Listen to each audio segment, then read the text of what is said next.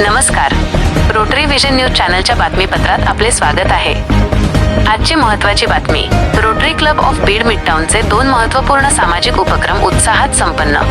बीड येथे rotary club of Beed मिडटाउनच्या वतीने 2 महत्त्वपूर्ण सामाजिक उपक्रम उत्साहात पार पडले।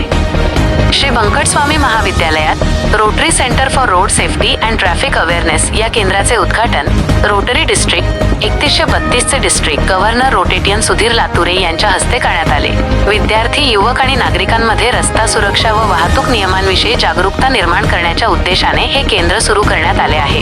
या केंद्रामार्फत वर्षभर विविध जनजागृती मोहिमा, कार्यशाळा, सेमिनार आणि प्रशिक्षण कार्यक्रम आयोजित करण्यात येणार आहेत। यावेळी श्री बंकटस्वामी महाविद्यालय आणि rotary club of Beed midtown यांच्यात सामंजस्य करारही करण्यात आला। तसेच केंद्रासाठीचे आर्थिक अनुदान सुपूर्द करण्यात आले।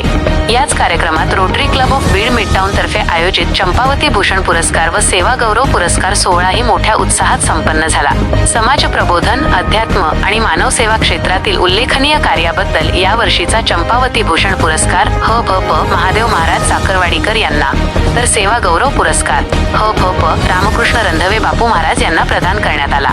District governor Rotarian Sudhir Lature आणि पीडीजी रोटेरियन हरीश मोटवानी यांच्या प्रमुख उपस्थितीत मान्यवरांच्या हस्ते पुरस्कार प्रदान करण्यात आले।